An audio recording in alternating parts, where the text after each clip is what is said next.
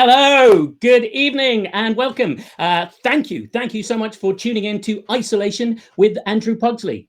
We are streaming live from my flat in East London, and hopefully this evening I have remembered to activate my microphone at the top of the show. It looks like I have, but you can comment in the feed if yet again the show is starting with a massive technical hitch, but let's hope not.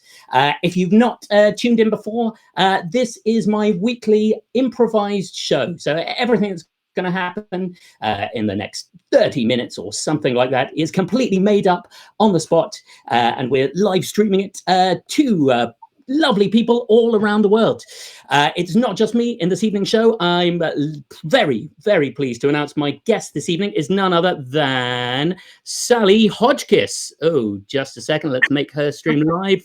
Here we go. Sally. Yeah. Hello, Sally. Hi. Thanks for having me. Thank you so much for joining us. Have you done an improvised show over the internet so far during lockdown? Is this your first one? Yeah, this is my first one, so I'm excited. I'm scared. Fantastic. Because I don't know how to use computers, so good luck, everybody. Great. Thankfully, hopefully, from Sally's point of view, there should be fairly little computer use other than sitting in front of it. I'm here in front of 3 cameras, like so. And a vision mixer and various other complicated things. And I have complete control of when people see Sally and when people don't see Sally. So any technical errors, you can blame me, guys. Okay. Also, appearing with us this evening in audio format, we have Duncan Walsh-Atkins, who'll be providing some live underscore. Give us a tinkle, Duncan. Beautiful. Thank you. That's lovely. Actually, we had a little bit of distortion there. Can you just turn down slightly, Duncan? Even though before the show I told you that was a perfect level, now turns out maybe slightly distorting. Beautiful. Thank you very much. Okay, ladies and gents. Now, during this evening's show, you can comment on the Facebook stream. We have access to your comments that will be coming up whilst we're attempting to do our show to bother and distract us. And we will include them or not include them as sees fit as we go along. So you can start sending us some comments straight away about what you might like to see in this evening's show. In the last few weeks, we had a story of rival tiger smugglers. We had the story of a man who fell in love with his virtual assistant. We had a long distance romance between the UK and Slovenia, if I remember rightly. So yeah, maybe you could give us some character names. Maybe you could give us some things you would like to see happen. Maybe you can give us a genre of something. You start putting some things on the screen, and then we will have a little look. Sally, is there what sort of suggestions excite you? What do you think you might be doing for this week? Some weird words. Maybe like some emotional stuff. Any emotions that you want to see us play? Yeah, great, fantastic. The first emotion that's come up on the stream is ukulele. Yeah, well, technically an emotion. With that emotion. But there's a bit of a lag between us saying it and it comes out on the stream. So what other words have we got on the screen so far? We've got Rosa. Rosa's a lovely character name. We've got Marshmallow. Someone says, "Lovely to see you, Sally." I'll put you on screen again so they can see you again. Lawrence Long says, "Mystery." Fantastic. Yes, a mystery. Maybe this evening is the night for a mystery. Great. Basil. Bliss. Sinister. Bliss. Yes, lovely. Sinister and mysterious bliss. Oh, I love Dr. Disbelief as well. Fantastic. Some great suggestions here. Oh no, I feel like these are just people's confessions now of how they're feeling. Yeah, absolutely. There's it's also suggestions set in a boudoir tonight. There's a big mix, I think, between people who want something a little on the less family-friendly side and people who want a sort of sincere mystery. Socially awkward there. Okay, I think we've got some lovely suggestions there. That's enough to be getting on with. Keep your comments coming as we go, and I think it is pretty much time for us to start this evening's performance of Isolation. Here we go.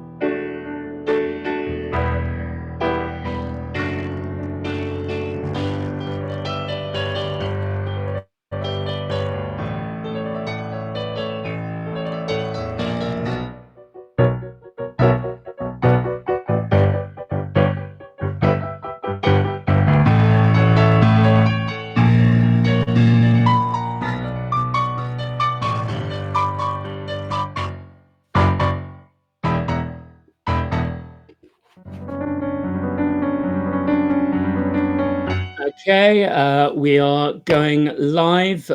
Interview connected remotely. Could you state your name for the record, please?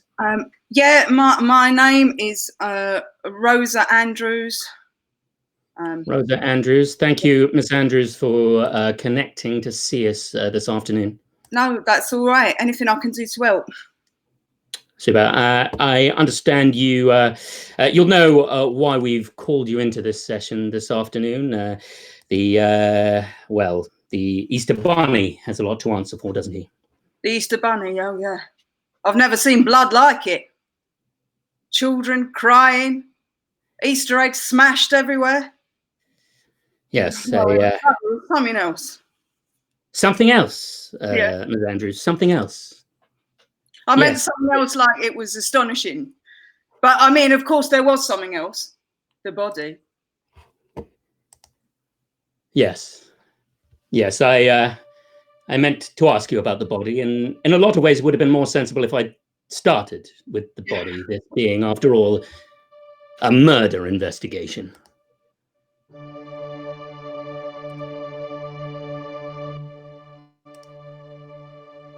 Murder.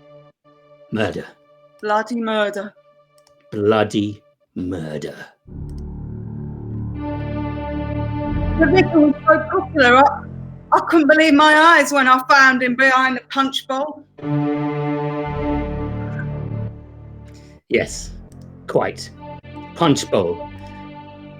And the party you were holding, maybe you could give me some insight into how this came to being? It was a relative's birthday, was it not? Yeah, that's right. My nephew, my young nephew, his birthday falls on Easter Sunday, so we thought we'd have an Easter celebration, bring them around. He could do some hymns and that, and then we do an Easter egg hunt, get the Easter bunny, do all the things to make little perfect family occasion. Yeah. Absolutely perfect. Lovely. Not exactly a typical venue for murder. No. My house. Swindon. I'm sorry? I said my house in Swindon. Your house in Swindon? My house in Swindon. I don't think, probably houses don't need the dramatic move. Oh. So, very well, Miss Andrews. You were at your perfectly lovely house in Swindon. Your nephew's celebration for Easter Sunday, hot cross buns as far as the eye can see, and lashings of Easter eggs. And there it is.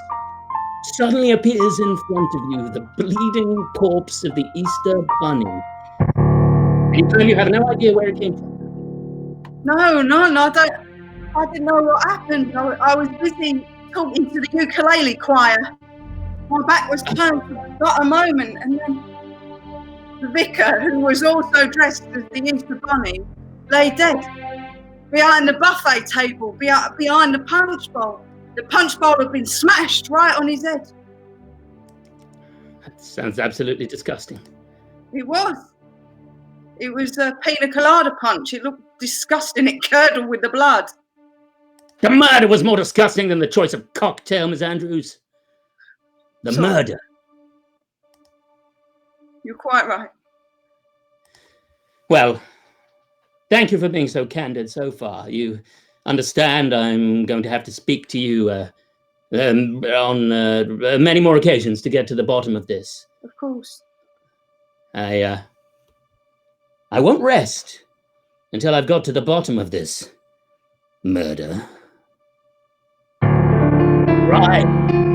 And Detective Basil, the most feared, the most incredible mind of my generation, and I will not rest until this bunny has seen justice.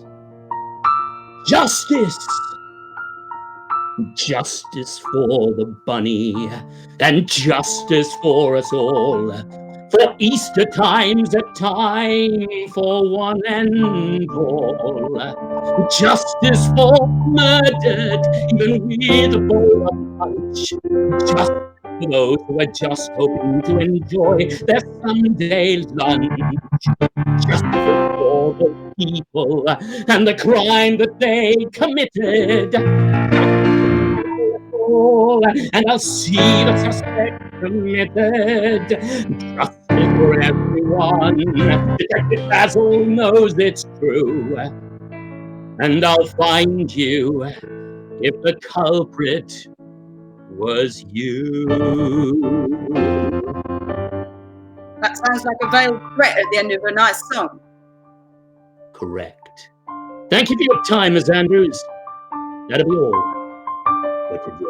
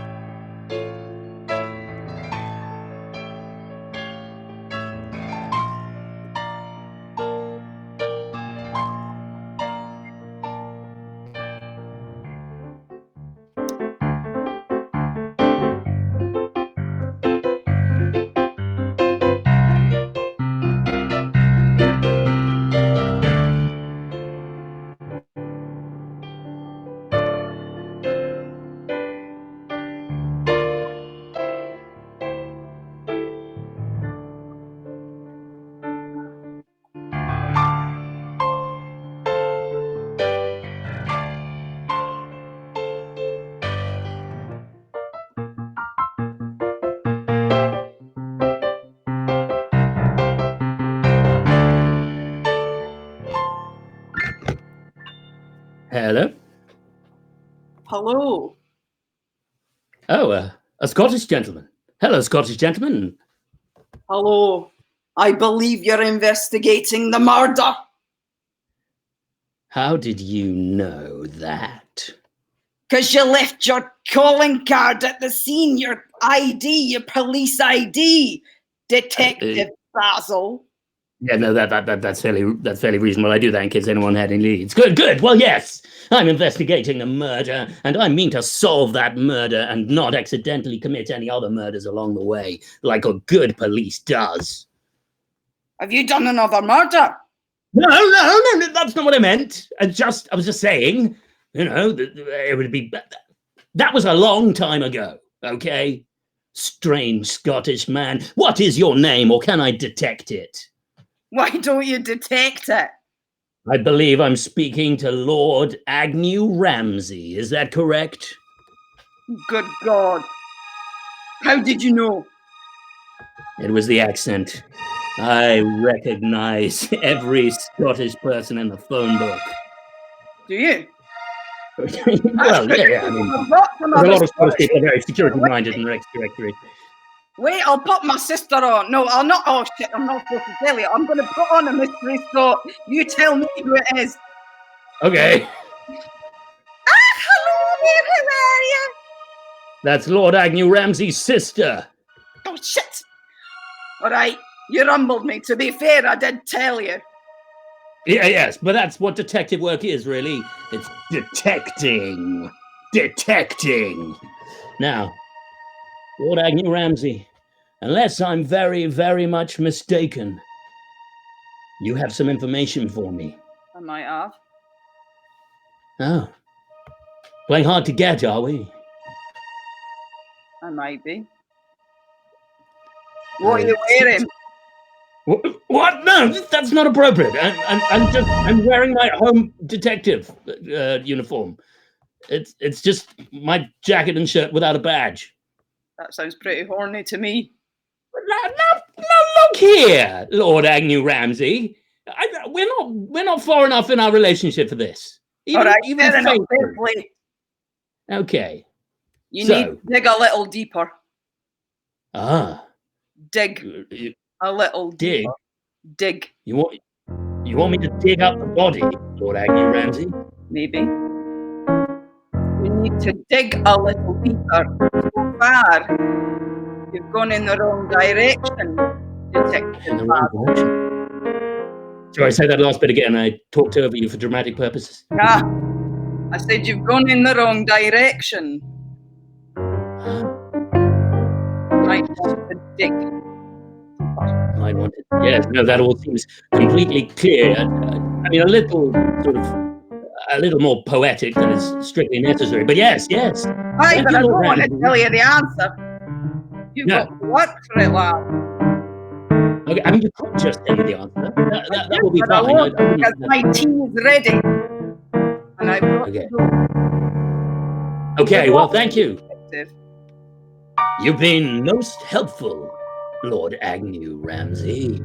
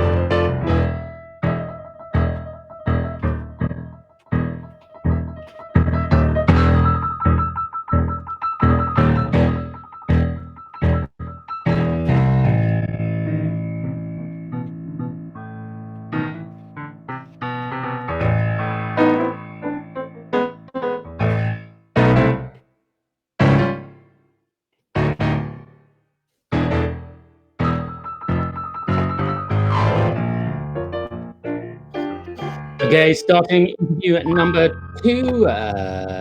Ms. Andrews connecting remotely again. Good afternoon, Ms. Andrews. Hello, Detective. How are you? Oh, I'm fine, thank you. How's your lovely home in Swindon? Oh, it's lovely. I've managed to get rid of the blood, so at least we can enjoy the sunshine outside. So. Oh, enjoying at a time like this. Well, no. 5 days after a murder. I'm sorry, I misspoke. I didn't mean enjoying. I meant experiencing. I can experience the sun now. Yes, I see. Well, yes, that's a perfectly simple error to make, Ms. Andrews. I expect you've been expecting me, as it were. Yes, you told me you'd call again. Exactly.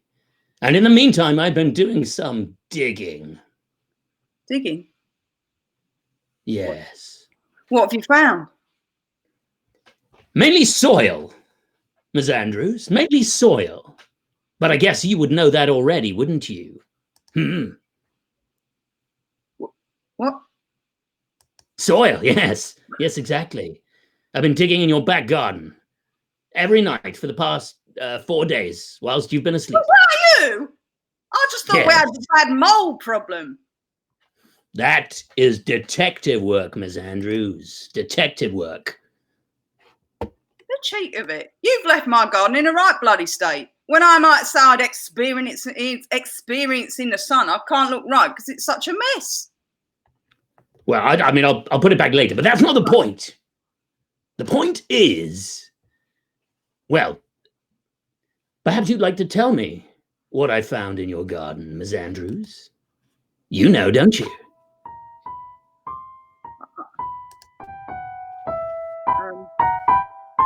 I don't possibly know what you mean, unless you mean the cooking oil that I sometimes pour in there because I don't know how to dispose of it. You're not supposed to put it down the drains, are you? So, all right, fair cop, you caught me when I've done my chips.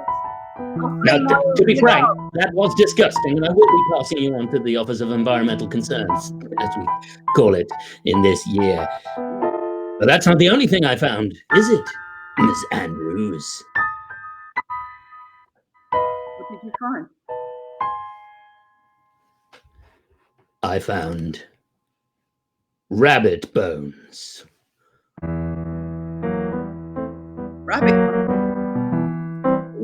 bones. Well, I don't know how they could have got there.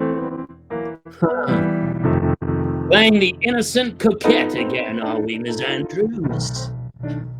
There's only one way a rabbit's bones get buried in your garden. They came from a rabbit. I mean, to be honest, I got that much. I Oh, wouldn't know sorry, why they were there. Not at all. Not me. Not little old innocent me. I wouldn't know for sure. I promise you I'll be doing some research into local pet shops. Anything connected with the Easter Bunny, I'll find out in the end. You know, you could save yourself a lot of time by just confessing to the crime right away so I can have a cup of tea. I haven't got the fetish. Just to be clear. I haven't. Wait, they told me about this in psychological research. You are telling me with a strange glint in your eye, protesting too much. No, I'm not. I'm not protesting. I don't want you to go. Just don't go snooping around, all right? The rabbit's nothing to do with it. Thank you, Miss Andrews.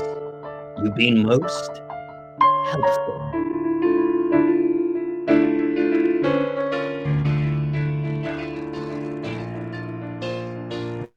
How did it come to this? How could it be so clear? Rabbit bones in the garden, and then the truth will finally appear. Suddenly your sins have betrayed you. Suddenly we know what is true. And once again the finger of guilt is pointing at you. Thank you, Miss Andrews. I'll be in touch soon.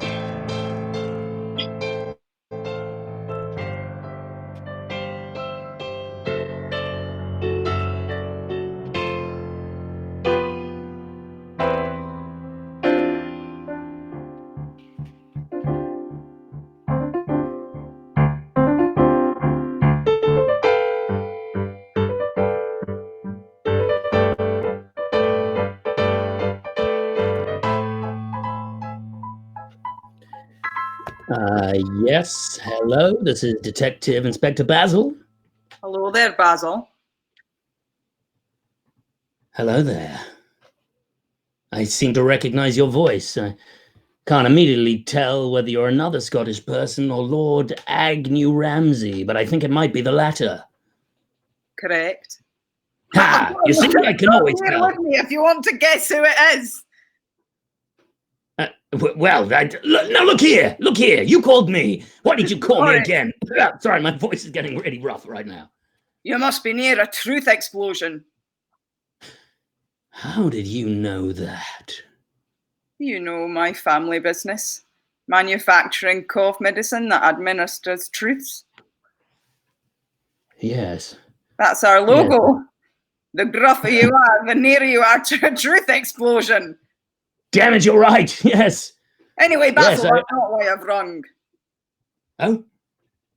I wanted to know how you got on when you dug a little deeper. Well, look, I'll be honest with you.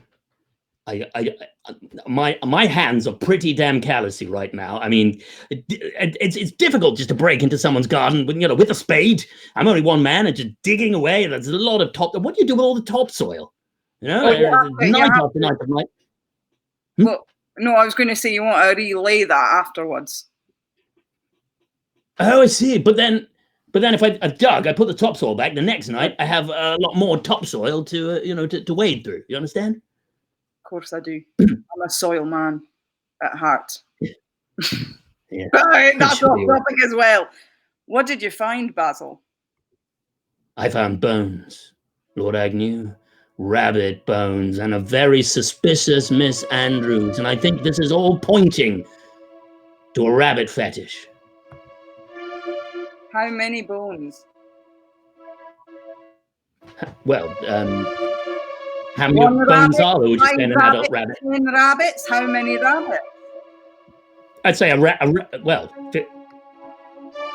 between 10 and 13 rabbits worth, I'd say. I mean, I'm not an expert. A punnet of rabbits.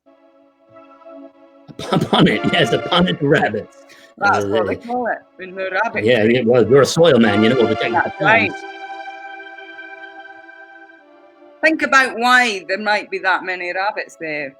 You say fetish, but I feel like she's the sort of woman who would say she doesn't have a fetish because she does not have a fetish. Think about why she might have a punnet of rabbits buried in her garden.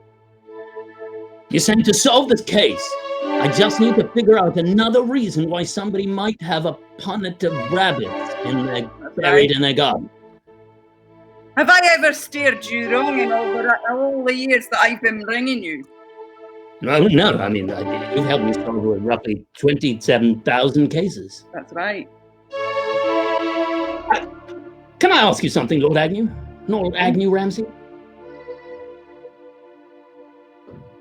Can I ask you something? Yes. Yeah. Sorry, I didn't take your silence as assent. I took it as mysterious disapproval.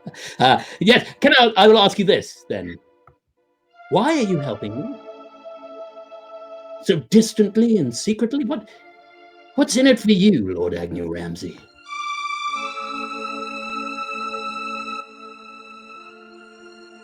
Don't you remember? When you were a wee lad. And you took that day? Trip to Edinburgh. Well, yes, of course. I remember that day, the sun rising over the Scott Monument. It was the last day I saw my Mummy and Daddy. That's right. What's that got to do with any of this? What do you think?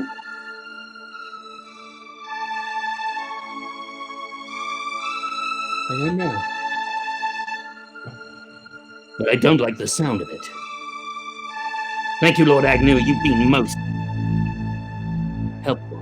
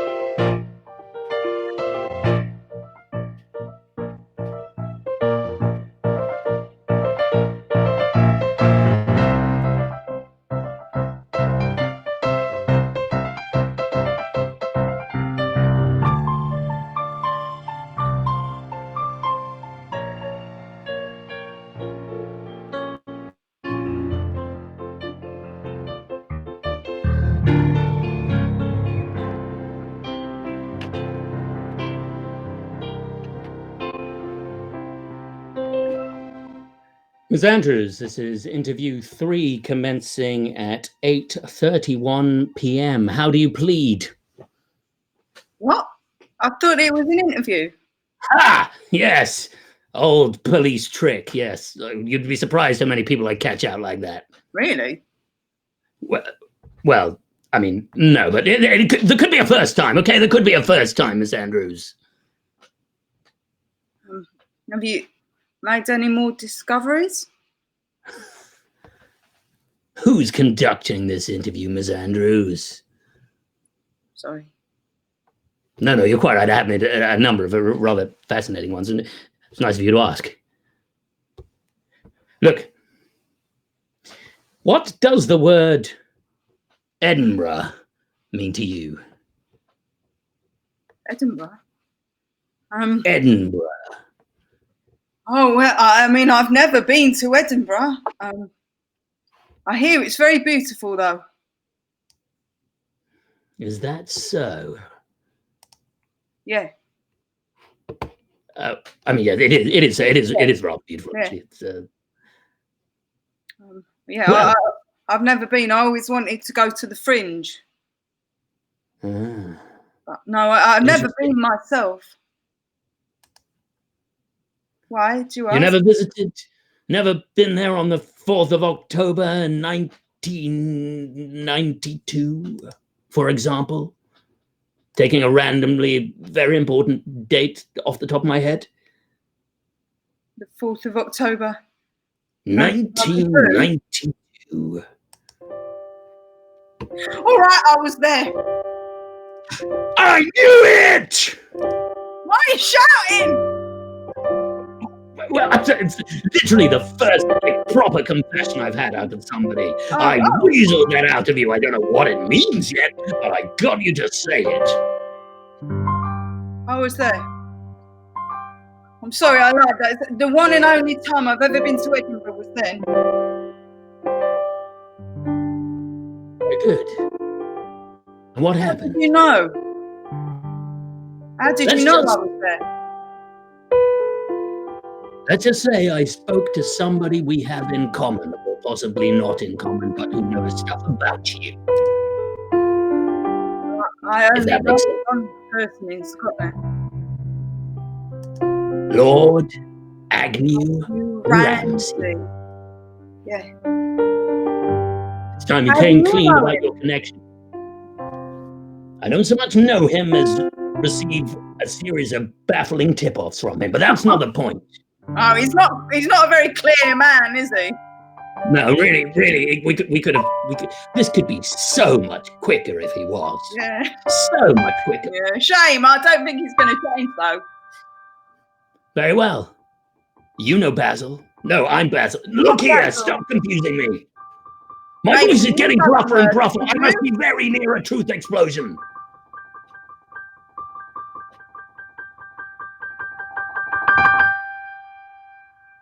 Say that again. I lost you. How do you know Lord Agnew Ramsey? Is he by any chance your father? Yes. How did you know? Whoa! That was just a lucky guess! Well, it was a good one. That's right. Truth explosion! Truth explosion! You all right? Sorry. I've been waiting. I waited a long time in my career. Really, it doesn't happen every day. Well done. Yes, he's my father. I never knew him as a child, you see. My parents separated when I was born. And then I found out where he lived and who he was. And so I took the train up to Edinburgh to meet him for the very first time. Only it went a bit wrong. Wrong? Wrong. I'm listening. I like your listening face. It's very intense. Well, I was waiting to meet him on the Royal Mile, and he told me he'd be arriving in a big car, you see, because he's an important businessman. Yes. And just as I was looking up the hill, waiting for the car to arrive, there was a young lad and his parents, and they were just about to cross the road. I think you know how this ends, don't you, Basil? Yes.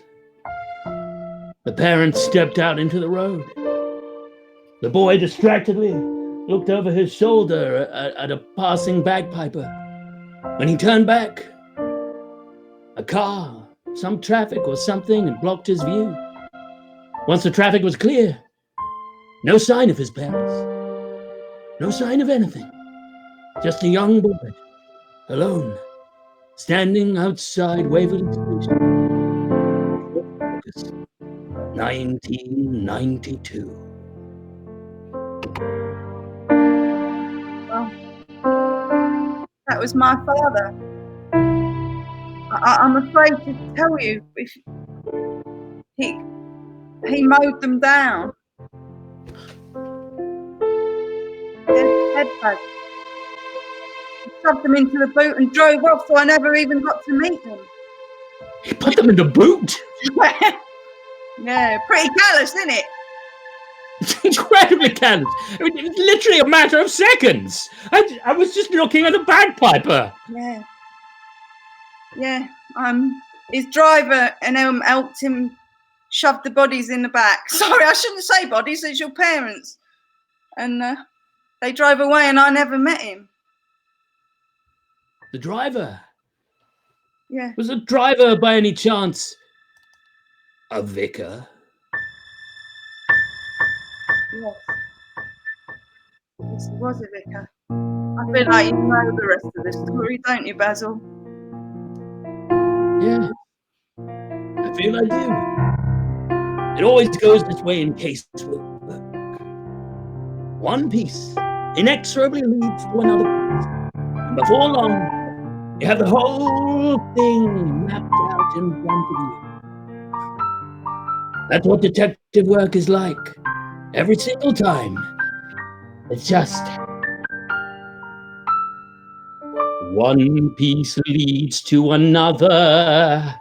A murder leads to a father and a mother. One piece leads to another, and there you are. One leads to another. Rapid phones lead to the death of your father and mother. One piece leads to phone calls from Edinburgh. And your party for your nephew led one step at a time until your great tragedy was inexorably linked to mine. Yes, one piece leads to another, and that's the way it always goes. And the finger of guilt is pointing at your nose. It seems so simple now. Yes, of course.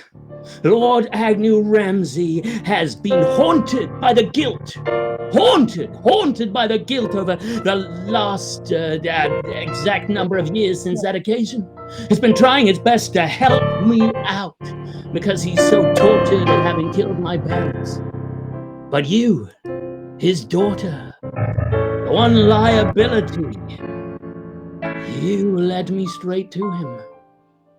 You obsessed over your father's crime and the getaway driver who assisted him on that day when you were just a young girl and saw that happening. A man, a father you could never connect with. And you killed that vicar to try and avenge that horrible wrong. Yeah. Small world, isn't it? Surprisingly so. And yet I'm afraid one murder does not, I forgot what the phrase is, but it doesn't help. You shouldn't commit more murders. I know. I'm sorry, Basil. I was overcome with rage. I snapped and smashed the punch all over his head. Yes. I'm sorry, I'm getting a phone call. Oh. Do you think I should answer it? Sure. Hello? Hello, Basil. Lord Agnew Ramsay. How's it I'm on a call right now with someone you might know. Who's that? Is it Lorraine Kelly? Because we don't speak anymore. Oh, really? Well, that's a crime I'll investigate later. Believe you me. No, I'm talking of a certain Rosa Andrews. Put her on the line. Put her on the line, yes, of course. No, don't put her on. I don't want to talk to her. Sorry, I misheard you. Got her on. You've got her on the line. Yes, I've got her right here. Is there anything you want to say to her? Tell her I'm sorry. And Basil, I'm sorry to you. Too late for sorry, Lord Agnew. What do you say, Rosa? Do you have anything you want to say to your father right now?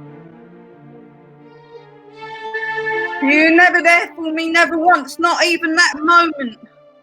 I travelled alone. I was such a young girl. I got the train. I had to stand by the toilet for the whole 5 hours. It was horrible. And the moment I thought I'd get to meet you, you ran over someone else instead. I hope so much more from you. Yeah. And now I've done a murder. What do you have to say to that, Lord Agnew? That's pretty fucked up, isn't it? One way of putting it, yeah. There's still one thing I don't understand. What's that? You've had me in your thrall for years since this event. My cough drops somehow inexplicably linked to your cough drops empire. How did you do that? Could you repeat that? Yeah, sure. I mean, I'm just saying. What? The cough drops can't be a red herring in all of this. You running a cough drops empire and me getting a sore throat every time I come close to a truth explosion. Why do you think that might be? Oh. I see, yes. Yeah. Very clever. This is what you do to all of your victims, isn't it? It's your calling card. You make sure that you draw such tragedy and anger in someone that they scream out so loud their vocal cords are permanently damaged. That's right. And that's how you make your money and have amassed your empire. Correct. When I'm not running over parents of lads. I'm sending people for eye that they have to buy gallon after gallon of my medicine. I think you've been very helpful, Lord Agnew. Seems like all this time I've been chasing the wrong word. I'm going to find out where you live in another episode and then come and arrest you, okay? Oh, wait! You're one of the very few non-security-minded Scottish people who are listed in the phone book, aren't you? Shit. Yes. I knew that was a mistake. Yes. I'm coming to arrest you as soon as I've wrapped up with Rosa, Lord Agnew. You can't escape me! Rosa, it's been very traumatic you having to hear all of that. I just feel so bad. I'm sure you know what it's like to feel alone in the world. Yes, I rather do, Rosa. My sore throat seems to have vanished. You sound like a different man. Maybe today can be the start of something different. Maybe. Rosa, I do still have to ask. What was all that stuff about a rabbit fetish? Oh, I'm just not very good at keeping pets. I never have been. I don't feed them right. I feed them the wrong things, and the problems with rabbits, if they eat the wrong food, they die really quickly. So, I mean, I just start buying them, but they're so good. Of course, it all makes sense. Rosa, in so many ways, you're one of life's true innocents. I am. I just had so much love to give, you see. You're only guilty of horrifically bashing in the brains of a vicar who'd already aided in a different murder, and we can forgive anybody for that. We can forgive anybody for that. Really? Yes, Rosa. I think it's about time that I marked this case down as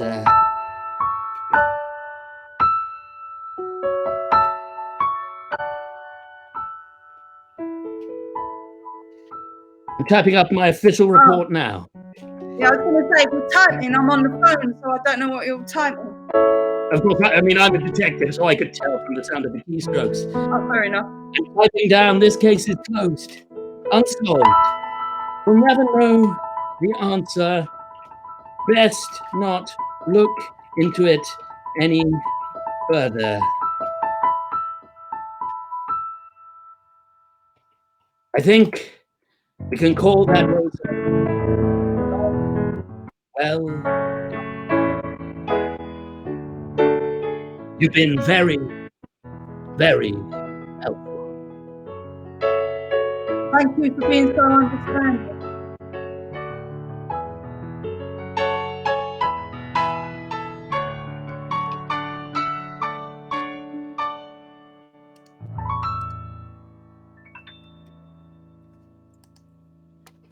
Okay, that's the end of our story. Thank you, everybody, for tuning in. Thank you so much, Sally. How was that? And thank you for all the awesome suggestions. They were so good. You helped us out many times, everybody, with the Facebook feed. With you just solved the whole thing for us. Yeah. Thank God. Thank God. Let's bring Duncan into this. Here we go. There's Duncan streaming straight from I believe from last week, his wife's sewing cupboard. Which, as we know, is the perfect venue for live streaming some improvised underscore. Duncan is just switching to his microphone. Duncan, do we have you over there? Yes. Do you have me? Yes. There we go. We can hear you, Duncan. Thank you. How was that? Some beautiful music as always. That was great. Thank you. Well done, guys.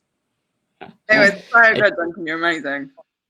Thank you. Indeed, everybody watching at home should know that Duncan is not only improvising some live underscore, which is a sort of feat that most of us find impossible at the same time. He's accompanying the singing of songs whilst sort of mentally accommodating for time lag by sort of guessing where the melody might be in 2 to 3 seconds time, which is a feat that just rattles my brain. So it's some quite incredible work going on there. Amazing. There are a lot of go Duncan comments in the feed, quite rightly as well. Fantastic. Lovely. Thank you so much for tuning in, everybody. We just have a ball doing the show. We hope that you've enjoyed it as well. If you enjoyed the show, there's some information in the feed there about how you can support us doing this, carrying on creating in this time when, as I'm sure you're very well aware, people in our industry have the prospect of several months with no live work whatsoever. So we're doing this kind of thing, trying to raise a few smiles as we go along and try to carry on creating. There's some info there. This is a pay what you want episode. So if you happen to have the means, and there's no pressure at all on this, I know money is tight for everyone at the moment, but if you've enjoyed the show and you happen to have the means, you can consider putting a couple of quid in the PayPal link there. You can also become one of my patrons on Patreon. You can again follow the information there. You can sign up there, and I try to create lots of other content as well as the stream. There's a few videos that I've already put up there, and I always put them up first exclusively for my Patreon subscribers. You can go and check them out there. There's a song up there that is just on Patreon at the moment that I'll put into the wider world in a little bit. Loads of information about that. You can check that out. I often try to end the stream by playing a video through BeLive's video player in order to demonstrate that, and it screws up every single week. So I'm not going to end the show this time with a technical disaster. I'm just going to say, check that out somewhere else. But until then, any final words, Duncan? Stay safe, everyone. Thank you. And Sally. Yeah, exactly. Thanks so much for taking the time to watch the show, and please stay safe and look after yourselves. Wonderful. Thank you so much again, everybody. Tune in next week where I have another awesome guest joining me on the Isolation live stream next week, 8 o'clock UK time. Thank you ever so much, everybody. Good night.